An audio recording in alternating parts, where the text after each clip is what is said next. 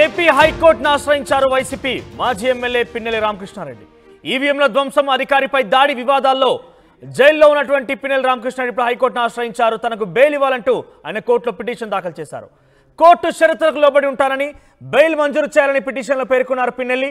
రాజకీయ కక్ష అధికార ప్రోద్బలంతోనే తనను అరెస్ట్ చేశారని పిన్నెల్లి పిటిషన్లో పేర్కొన్నాడు.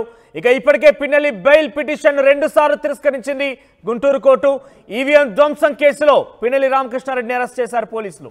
జూన్ 26వ తేదీన అరెస్ట్ చేశారు. 40 రోజులుగా ఆయన నెల్లూరు జైల్లోనే ఉన్నారు. ప్రస్తుతం నెల్లూరు సెంట్రల్ జైల్లో పిన్నెల్లి ఉన్నారు. ఆయన తరపున న్యాయవాది హైకోర్టులో పిటిషన్ దాఖలు చేశారు. బెయిల్కి మంజూరు చేశారు. ఆయన కోర్టు కట్టుబాట్లకి కట్టుబడి ఉంటాను, నాకు బెయిల్ ఇవ్వాలంటూ కూడా ఆయన కోరారు. మరోవైపు అధికార టీడీపీ రాజకీయ కక్షతోనే తనని అరెస్ట్ చేస్తుందంటూ కూడా పిటిషన్లో పేర్కొన్నారు ఆయన. దీనికి సంబంధించి మా ప్రతినిధి రామారావు అందుబాటులో ఉన్నారు. రామారావు, పిన్నెల్లి బెయిల్ని 2 సార్లు తిరస్కరించింది గుంటూరు కోర్టు. ఈసారి ఆయన హైకోర్టును ఆశ్రయించారు. అయితే రాజకీయ కక్షతోనే తనపై కేసు వేశారు, జైల్లో వేశారంటూ కూడా ఆయన ఆరోపిస్తున్నారు. సో అప్డేట్స్ ఏంటి, ఏ రకంగా ఉండే అవకాశం ఉంది? మనోజ్, ప్రధానంగా చూసుకున్నట్లయితే వైసీపీ నేత మాచర్ల ఎమ్మెల్యే మాజీ MLA Pinnelli Ramakrishna Reddy bail petition పై మరికొద్ది సేపట్లో హైకోర్టులో విచారణ జరగనుంది. అయితే ఎన్నికల సమయంలో కావచ్చు, పోలింగ్ సమయం కావచ్చు, పోలింగ్ తర్వాత కూడా అక్కడ మాచర్ల నియోజకవర్గంలో పూర్తి స్థాయిలో విధ్వంసం చోటు చేసుకున్నటువంటి పరిస్థితి ఉంది.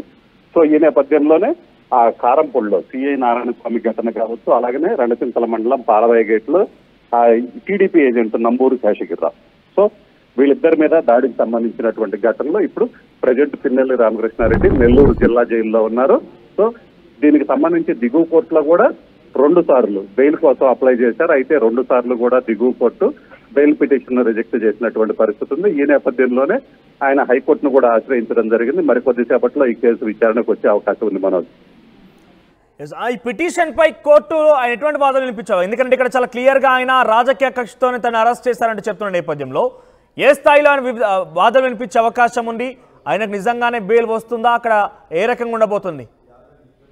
సో మనోజ్, అయితే ఈ కేసుకు సంబంధించి చూసుకున్నట్లయితే ఈ పిటిషన్ కి మరికొద్ది సేపట్లో విచారణకు రానుంది. విచారణ సందర్భంగా పిన్నెల్లి తరపు లాయర్లు తమ ఏదైతే క్లయింట్ పిన్నెల్లి ఉన్నాడో పిన్నెల్లికి సంబంధించి ఆ బెయిల్ ఇవ్వాలంటూ కూడా వాదనలు వినిపించే అవకాశం ఉంది. అలాగనే బెయిల్ పిటిషన్ లో కూడా వాళ్ళు క్లియర్ గా స్పష్టంగా పేర్కొనడం జరిగింది.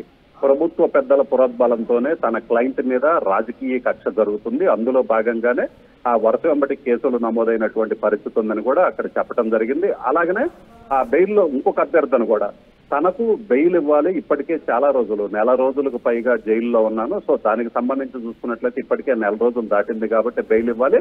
అలాగనే బెయిల్ విషయంలో కోర్టు ఎలాంటి షరతులు విధించినా కూడా తనకు ఎటువంటి అభ్యంతరం లేదు, షరతులకు కట్టుబడి ఉంటారంటూ కూడా ఆ పిటిషన్ లో బెయిల్ పిటిషన్ లో పేర్కోవడం జరిగింది. ఎందుకంటే గతంలో కూడా ఈ కేసులు నమోదైన క్రమం కావచ్చు, అలాగనే ఘటనలు జరిగిన సమయంలో కూడా పిన్నెల్లి అజ్ఞాతంలోకి వెళ్ళడం జరిగింది. అజ్ఞాతంలోకి వెళ్ళిన తర్వాత ఆ చివరికి హైకోర్టులో 2 సార్లు బెయిల్ పిటిషన్ వేసి ముందస్తు బెయిల్ వచ్చిన సమయంలోనే ఆయన బయటికి రావడం జరిగింది. అప్పుడు కూడా కోర్టు కొన్ని షరతులతో కూడిన బెయిల్ ఇవ్వడం జరిగింది. సో ఈ నేపథ్యంలోనే మళ్ళీ తిరిగి తన బెయిల్కి సంబంధించి ఎలాంటి షరతులు విధించినా ఇటువంటి ఇబ్బంది లేదు, తాను కోర్టు షరతులకు కట్టుబడి ఉంటారంటూ కూడా ఆయన బెయిల్ పిటిషన్ లో పేర్కోవడం జరిగింది. ప్రధానంగా ఈ అంశాన్నే హైకోర్టులో పిన్నెల్లి తరపు లాయర్లు ప్రస్తావించనున్నారు. ఇప్పటికే 1 రోజులు దాటింది. ఎందుకంటే జూన్ 26న పిన్నెల్లి రామకృష్ణారెడ్డిని అరెస్ట్ చేసి నెల్లూరు జిల్లా జైలుకు తరలించడం జరిగింది.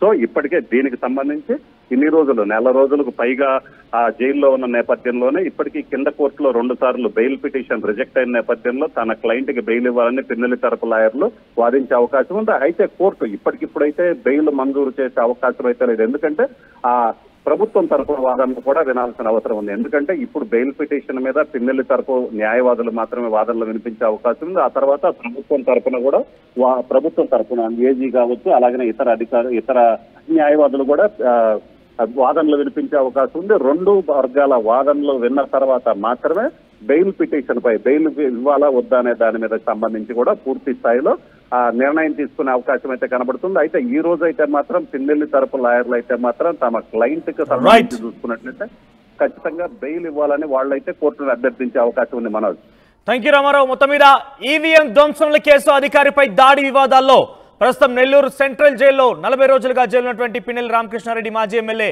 ఆయన బెయిల్ పిటిషన్ ని హైకోర్టులో దాఖలు చేశారు. అయితే ఇప్పటికే గుంటూరు కోర్టు 2 సార్లు బెయిల్ నిరాకరించింది. ఈసారైనా హైకోర్టులో బెయిల్ పిటిషన్ దాఖలు చేశారు. ప్రస్తుతం ఆయన హైకోర్టు బెయిల్ పిటిషన్పై తన తరపు న్యాయవాదులు వాదన వినిపించే అవకాశం ఉంది. తిరిగి రేపు లేదా ప్రభుత్వం తరపున కౌంటర్ ఎప్పుడు దాఖలు చేయాలని కోర్టు ఆదేశిస్తుందో చూడాల్సిన అవసరం అయితే ఉంది.